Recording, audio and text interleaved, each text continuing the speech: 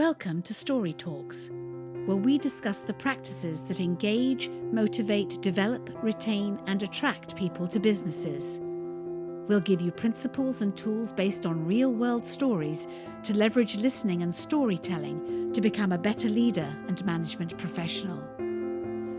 Story Talks is produced by Narativ, a company that focuses on personal storytelling for business. Welcome to Story Talks. As you all know, myself, Jerome and Julienne Ryan have been talking about ways that business engage their employees and customers on this podcast. And we're always interested in how storytelling and listening practices, because that's what we do, can help increase engagement. And as a result, we invite people onto this podcast that can show us a little bit of a different perspective so that our listeners and us, quite selfishly, can learn from. So today we have a really special guest who comes all the way from Barcelona in Spain. Her name is Sira Abenoza, and she's the founder of the Institute for Socratic Dialogue, and she's a professor at ESADE, which is a business and law school in Barcelona. And before I talk about too much about what Sira does, and maybe not in the best way, I'm going to let her introduce herself. And really, yes, exactly. And just ask you, Sira, first of all, I want to welcome you to the show. And second, I just want to ask, could you tell us a little bit more about yourself, and particularly, why you came to introduce this idea of Socratic dialogue as a professor of business and law, and then you went so far as to actually create an institute for Socratic dialogue. So I'd love to hear a little bit about that journey to get us started. Sure. Hi, Jerome. Hi, Jules. Thank you so much for inviting me to the show. So my story, I'd say it started mostly when I was a college student. I studied business and philosophy at the same time in two very, very different universities. One was a private business school where most students were concerned about how much money they would make in the future, while at the same time I would be at a public university studying philosophy and having endless discussions on how to make a world a better place. And all that experience, that living in those two very different worlds, grew this desire in me to bring philosophy to the business world. I finished my studies, then I started doing consulting, especially on corporate social responsibility and sustainability, while at the same time I started teaching at the university, teaching corporate social responsibility, because back then there weren't many people already specialized in corporate social responsibility. And since I had both mindsets, I knew about business and I knew about responsibility and philosophy, so I got the chance to teach very, very early in my life. And so for several years, I was trying to help businesses and governments become more responsible and sustainable. And at the same time, I was teaching or trying to teach future business leaders to become more responsible. And as you know, one of the pillars of corporate social responsibility is the idea that a responsible business is a business that is able to engage in dialogue with its stakeholders. That's one of the most central concepts in corporate social responsibility theory. And so I kept preaching that to businesses and governments and my students, and they seemed to agree with the idea that it did make sense to change the shareholder mindset, this idea of only having to respond to those that own the shares of the company, and instead starting to grow the depth of the engagement with other kinds of stakeholders, such as employees, customers, society in general. But although they seem to agree, as years went by, I realized that at the end of the day, they weren't able to. I actually did this research on the status of corporate social responsibility in Spain back in 2015, I think. And one of them, I'd say maybe the main conclusion, based on all the interviews that we did to the main CSR experts in Spain, was that companies and organizations did not know how to engage in dialogue with their stakeholders. And then I realized, okay, if my desire is to make organizations and leaders more responsible, the first thing that I need to teach them is how to dialogue. That's the first step for them to become responsible professionals. Because our ability to respond has to do with our ability to respond to what others expect and need from us. And before that, we need to know what is it that they need and they want. And based on that realization, I went back to probably the figure that inspired me the most when studying philosophy, which is Socrates, what we've called the father of philosophy, who, instead of most of the philosophers that came afterwards, he practiced philosophy by dialoguing. So he didn't decide to just write down his thoughts and make books about them, but he didn't write a single word.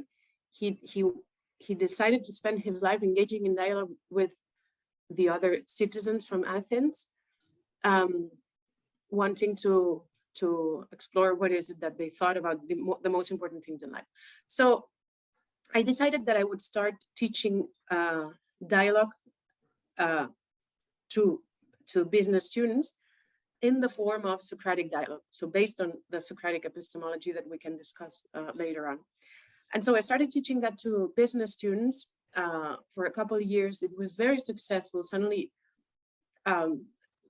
students from several countries over the world started applying to come to ESADE because they were interested in this course that they couldn't find in their home business schools. So they came to do exchanges at ESADE. And it felt as if, or at least that's what we've been noticing so far, that they made a click based on that, and that's what they tell us now, that they're already business leaders, etc. That changed the way in which they interact with the people around them, be it in their private lives or in their professional lives. No? From there, based on this idea that it is important to learn how to dialogue, and especially to learn how to dialogue with those that are stranger to us, and that at the same time are part of our ecosystem, let's say. And so there was this day in which I realized, hey, we're teaching our law students here all the rules and laws, etc. And they're getting their degrees without having been to jail, without having learned or having known at all about a very important part of the system that they will represent in the future. No? And so I decided that I wanted to teach a Socratic Dialogue course to law students, but in jail, which took me like 2 years to make it happen, because it wasn't easy to convince the university that I was going to take this law students from this private law school to jail and spend 3 months there once a week, and then convince the government, etc. But it finally happened, and it had a very, I'd say, beautiful and deep impact on both sides, on the students and on the inmates as well. And from there, I realized that this need for dialogue was not something special to business or law students, but it was a need that was present in everyone, like in our societies, that for several sociological reasons on how we live our lives today, it seems that it is becoming harder for us to practice the art of dialogue. And that's when I decided that I needed to found an institution that would use dialogue to promote justice and to strengthen our democracies and to help organizations engage in dialogue with their stakeholders. Wow. I know. It's such a great kind of origin story. And it's interesting because we often talk, Jules, right, about, you come from something happens in your own personal experience. And as a result of that happening in your personal experience, you then sort of apply it to yourself. And then you see that it has an impact on other people. And that's how something grows or has legs. And it's interesting with you, Sira, because that happened, but it's also within the context of seeing, of coming from this corporate social responsibility field and seeing the limitations that you were kind of up against. And so it's an interesting way to get into something where, you were in that corporate world and you were, trying to make some kind of change within the confines of corporate social responsibility, which was probably, in theory, the best place to be making the changes that you had in your mind. But then you realize, well, actually, the whole system just doesn't work because there's this element that's completely fundamentally missing. And then you go about, get out of that system to then create. It's really kind of fascinating how it all came about. Jules, any questions to move on? Because I should say, for the sake of our listeners, in terms of how we met Sira, was really through you, Jules, because you found her TEDx talk, and maybe you could talk a little bit about that origin, and then we could continue the conversation. Well, yes, thank you. On two things.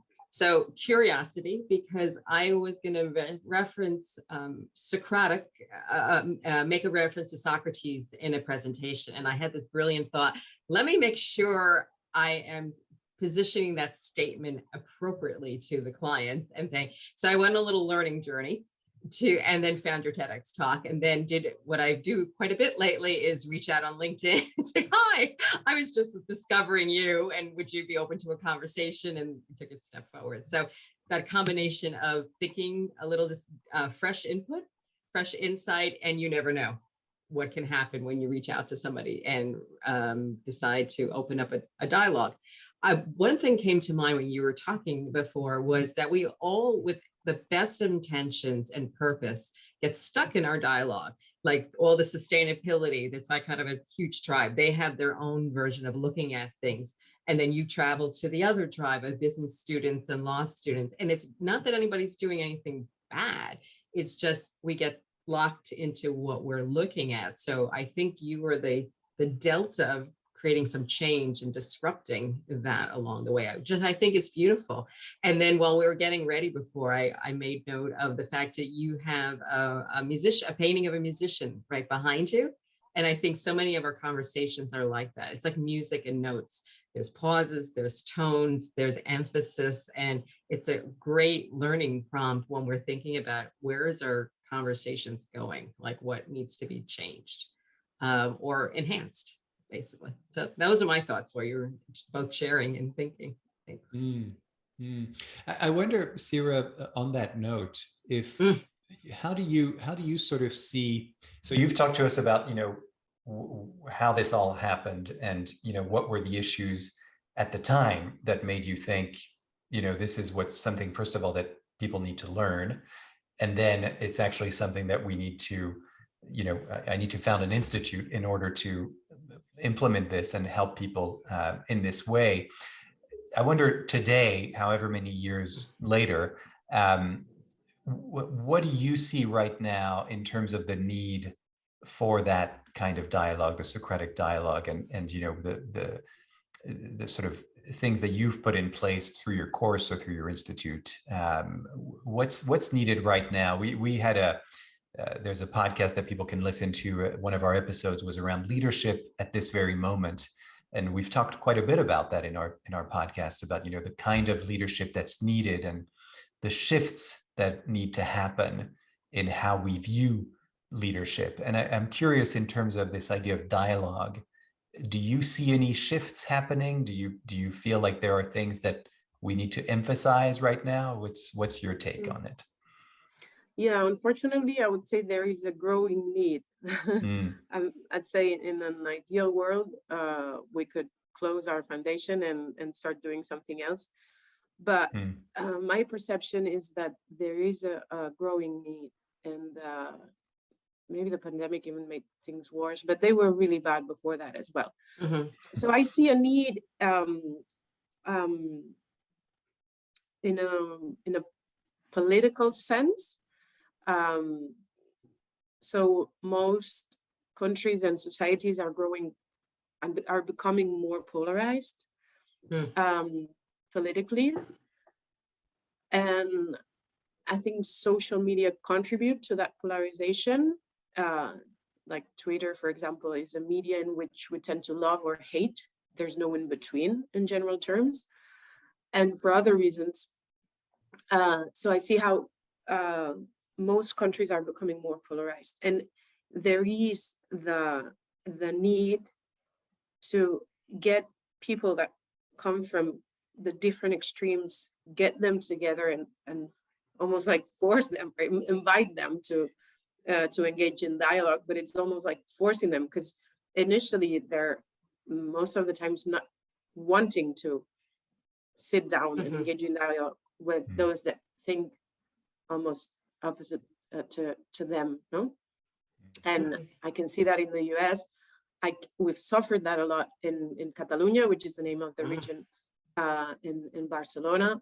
So we had a referendum for independence 5 years ago, and that polarized the society. And back then, I suggested to different governmental institutions and media here in Catalonia that we had to do a TV show and other initiatives where we would bring together people who would be pro-independence and people who would be against it. And there was a deep reluctance to it. It was not until politicians went to jail and the situation was even worse that I was requested to do something about it. And that's something that I had done previously in Northern Ireland. In 2016, we went to Northern Ireland and we did a dialogue project in which we sat together at the same table, former terrorists from both sides, terrorists who had been fighting for independence and terrorists who had been fighting against independence. And it was just awesome and beautiful to see how through the dialogue process, they were able to finally realize that had they been born on the other side, they might have defended the same ideas. No, so it's just how to break the prejudice that others are silly or stupid or enemies or don't get things right. And through dialogue, understand that they have their reasons, that what they feel and what they say is not silly. That we might disagree, but there's some reason there. And that need, I can see it in, at a political level, very deeply.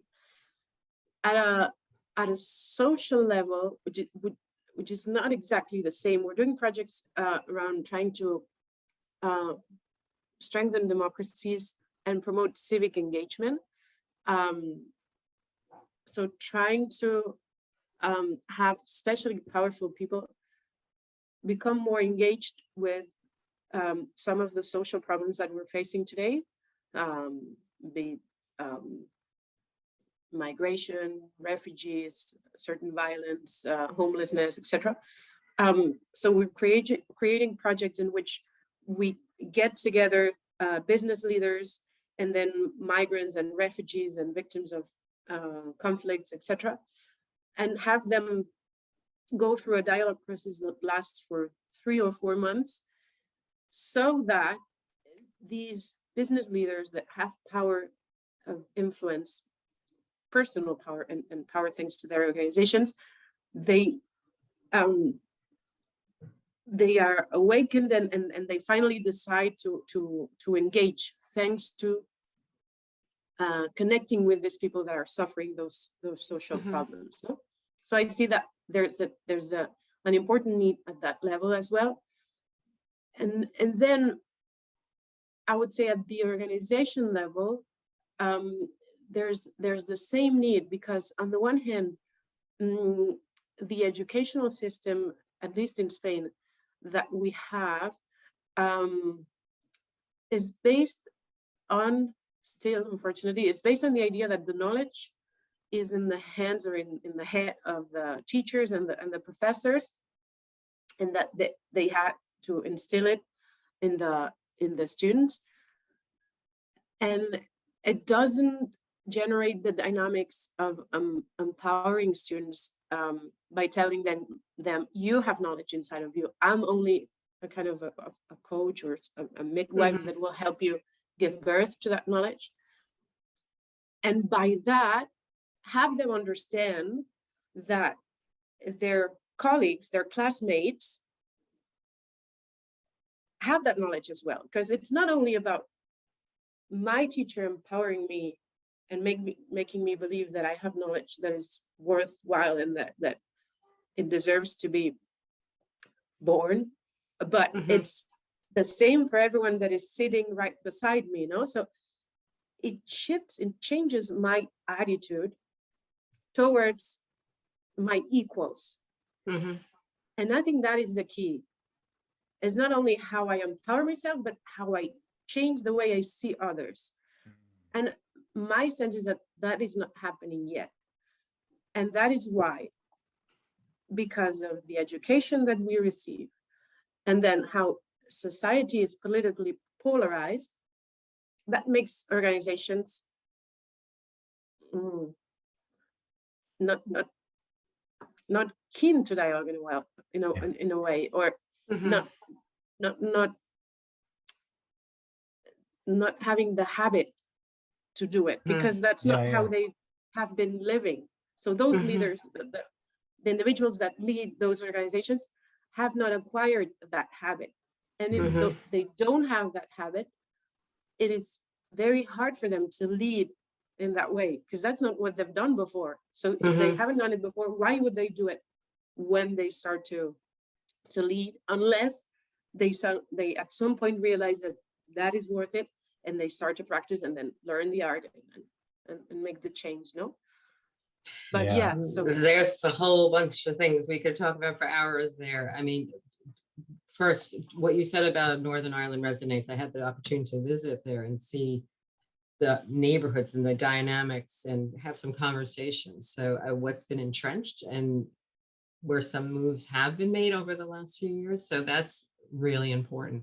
And also the fact that you're talking about everyone has something of value to give and to share their own intuitive knowledge. So being heard, being listened to and appreciated is something so important. I use the term story tourism, like you don't have to live there, but can you visit once in a while and listen to somebody's stories?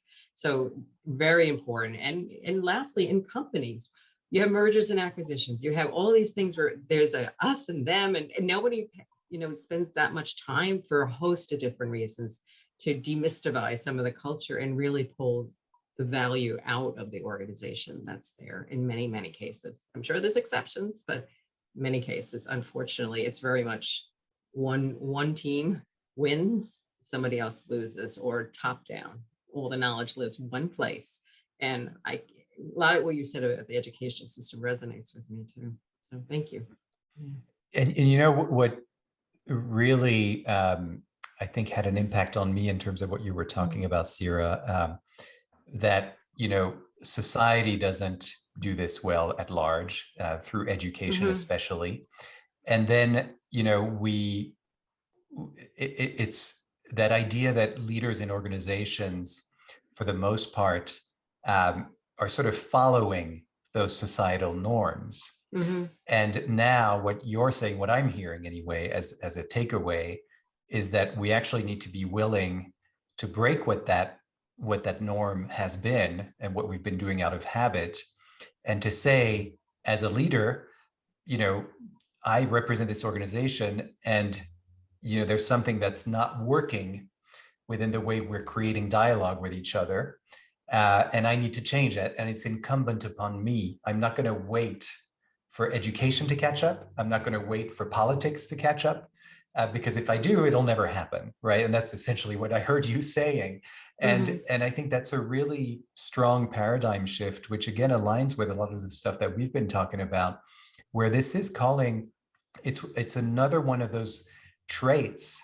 And I say leadership, but really it's an individual trait that we all need to be cultivating and nurturing, is how to listen and how to create dialogue with the people that we most disagree with. And I think the word that kept coming back to me as you were describing these examples, which were really great, it sounds to me like what you witnessed or experienced or facilitated was the creation of empathy, that now I can see myself as another person. And like you were saying, Jules, it's no longer about us versus them. It's, oh, right, we are one, we're all, together, but it's getting through that hurdle and, the initial reluctance. But certainly it's been our experience that once people start to hear the stories of others, you create a whole different kind of understanding, and those labels and those stereotypes, they start to break away.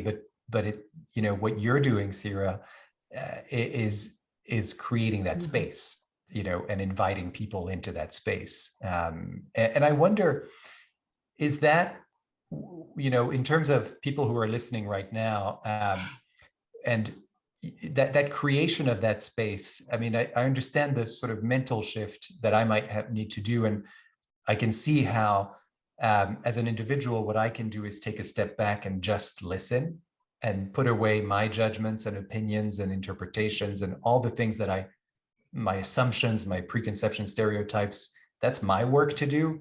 And just so that I can really be present for someone else, which is huge already and not easy. But then there's also this idea, what I'm hearing from your examples is, you're creating a physical space for people to meet in. Is that right? Is that how it's sort of like, without going into all the details of the process, but just I'm curious about that space. How does that space get created when you bring in people from such different extremes into a room? What do you have to think about when you do that? Yeah. So we mostly, until the pandemic, we had only done offline experiences, no? So all of us being present at the same place at the same time, and the place itself is something important, and it depends on the individuals that you're trying to bring together. The most extreme case was in Northern Ireland. Those former terrorists who accepted to participate in that experience, they knew they would be criticized by their organization. So in that case, it was very important that we would pick a neutral space, and a space that their organizations would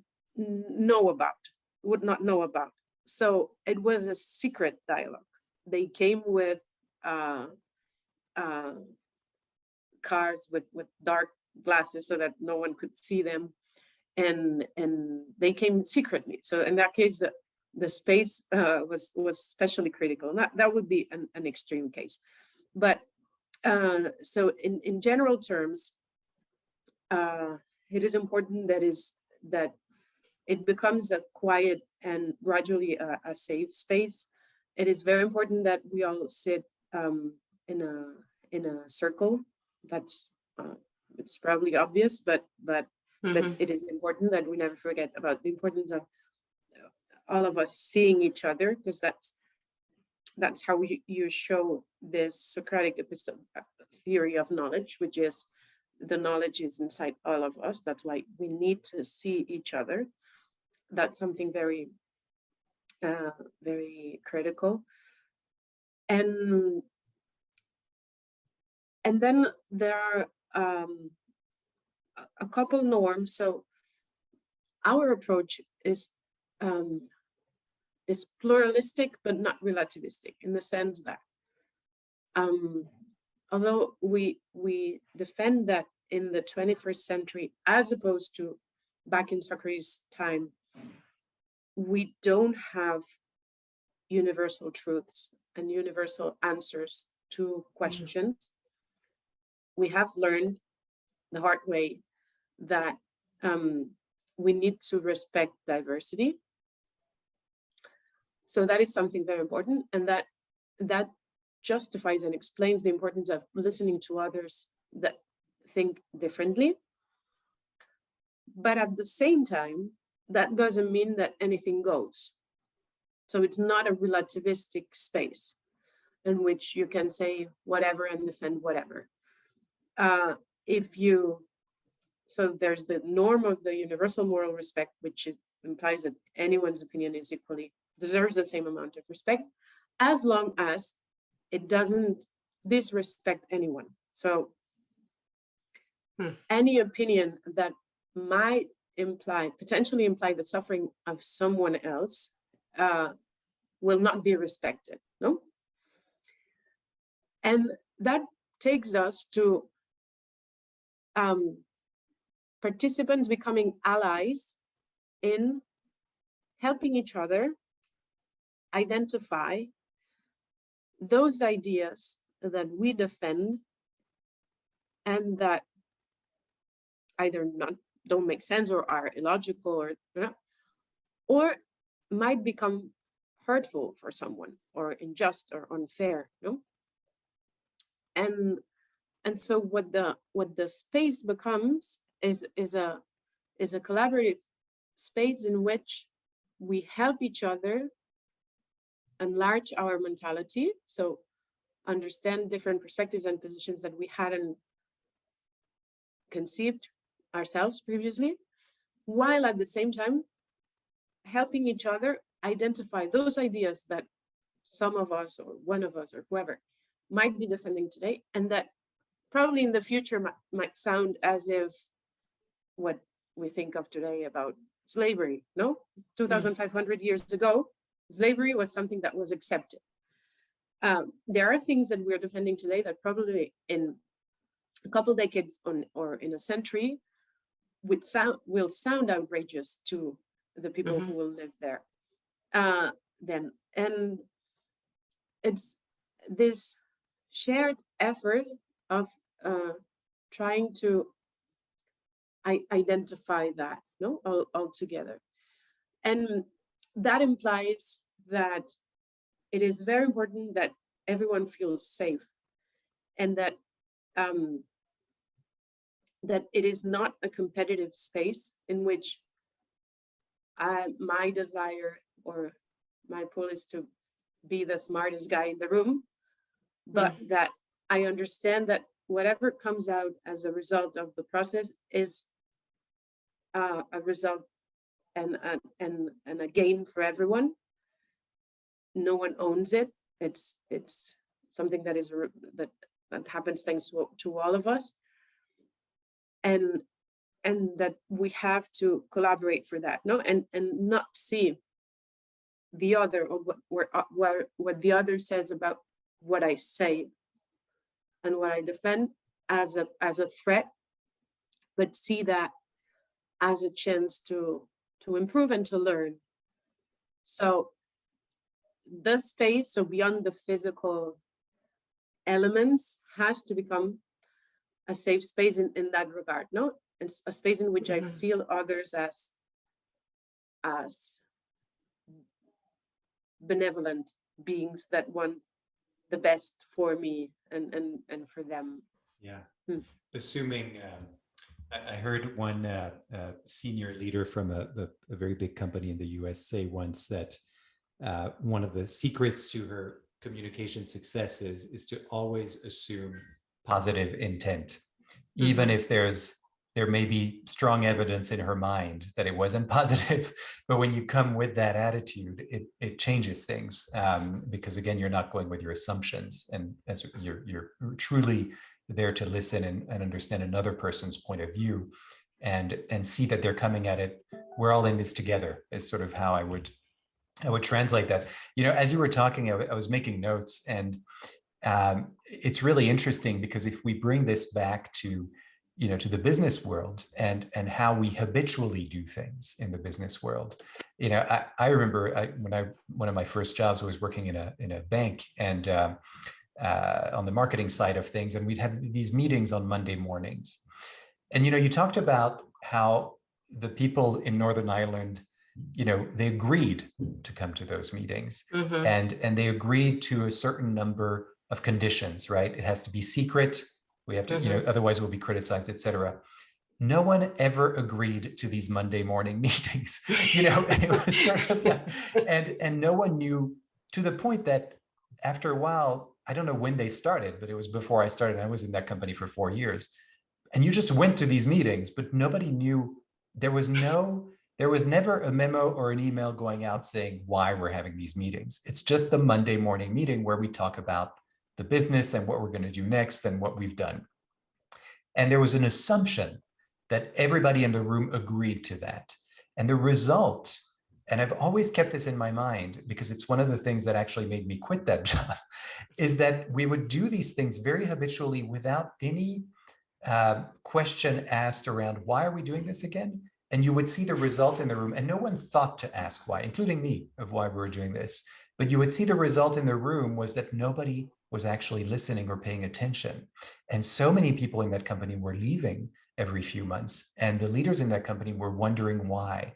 They thought it's just because other people pay better. And so I think that fundamental key idea for anybody who's listening is, when you have a meeting, agree as to why you're having that meeting and why you've asked these people to be in that meeting, right? It's kind of like your story of, you being requested finally with the Catalonia issues, requested to be part of it. You were asked, there's no coercion here. There's no forcing people to do something, because that just doesn't work. And we're talking about, extreme kind of world events, but I think it's really true for a company too. And the other point I took away was the confidentiality aspect, that we agree that, if that is appropriate, that whatever's said in the room stays in the room. And if it doesn't, we agree that it can go out of the room. Sitting in a circle, I love that, so that people can see each other. It's what we do in our workshops when people tell stories to one another. And you're right, it sounds obvious to you, but I think when you think of, the corporate setting again, it's not obvious, because you look at these, these open desks and that kind of thing. Circles are rare still today. There's a little bit more of it, and there's more of a, less hierarchical kind of, organizations that are emerging. But this idea of the circle, it's so simple, and it's just shifting around a few seats so that people can see each other. That's really what's important.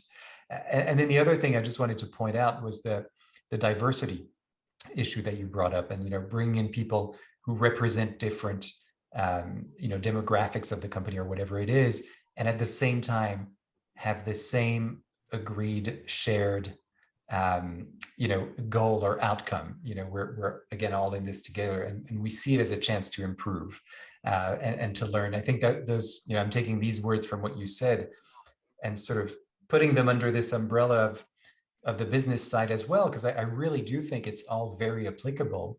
And these are not things that are so difficult to do. We often say in our work that all we need is a space and a time. And that's really all we need. And then we'll find people to fill that space and time. But we have to start with that space and time first. Absolutely. Great. Well, I think that's my way of bringing it all together in terms of things that people can take away from this. We're almost at time, but I'll let Jules maybe give us a parting thought or two. First of all, Sira, thank you. Yeah, Sira, I think what you've shared in even these short moments are so valuable, because so many times we think we're stuck in dynamics. And these two examples you used about the lawyers and the inmates, and then Northern Ireland, where people are navigating so much pain, so much anger, so much loss. And to bring those examples back to the workplace and going, you think you're stuck in dynamics and you have loss or fear? here's an example of people who took a chance to move it through. So I think that's valuable. The other thing, the other thought, separate, is I wonder what Socrates would think about this, because we ask very long questions, but we are very enthusiastic and appreciative about your work. And we are not looking at this as a one and done. We hope this is a beginning of a conversation, because there's more sharings to have and more learnings. And we appreciate you taking the time and taking my message, saying hi. So you never know. I think that's the start of many good opportunities. So thank you. Thank you so much. I love those parting words. You never know. That's a great. It's a great way to leave our question to leave or a statement to leave our audience with, because I think that's what happens in a space that you create, whether it's online or offline. By the way, of just agreeing to enter a room and to just see what happens, essentially, and come with that sort of attitude, I think is beautiful. So yes, I echo everything that Jules said. Thank you so much, Sira, for being part of this. Is there anything that you would want our listeners to know about you in terms of where to find resources, or if they have any questions that they want to follow up with? Yeah, sure. So our website is institutesocratic.com, and we can make available the 2 documentaries based on the work that we do. So there's the documentary based on the work that we do in jail. It's called Philosophy Behind Bars, and it shows the experience of a group of law students doing the Socratic Dialogue course in jail. And it portrays very well the experience that both sides have when going through that dialogue process. And then there's the documentary of the experience in Northern Ireland, the documentary of the dialogue process that we did there, that is called In Dialogue. And we can share both links so that if anyone is interested in watching them, they can do it. Great, fantastic. Thank you. Thank you so much for doing that. So yes, so look for these links and resources in our show notes. Once again, our podcast is Story Talks, and I want to encourage everyone to go back to our library of episodes and learn more about other related topics that we've talked around leadership and engagement, and how a paradigm shift is needed at this moment. And this, to me, is all part of that. And of course, go back to the show notes, which will summarize some of these takeaways that I summarized a little bit earlier in terms of what you can do in your own companies and businesses and organizations, wherever you might be. It's never as difficult as you think it is. It all begins with you. And finally, if you want to learn more about what we do at Narativ, what Jules and I do as storytelling practitioners and facilitators of training programs, you can go to narativ.com. That's NARATIV.com. And there you will learn how you can bring us into your organizations to help you engage your workforce, your customers, your stakeholders through the art of storytelling, but also listening. And today we've learned a lot about listening through Sira's contributions. So thank you so much once again. And thanks to everyone who's listened. And we will see you next time. Narativ Story Talks. For more information on the narrative listening and storytelling method and how it can help your business, go to narativ.com.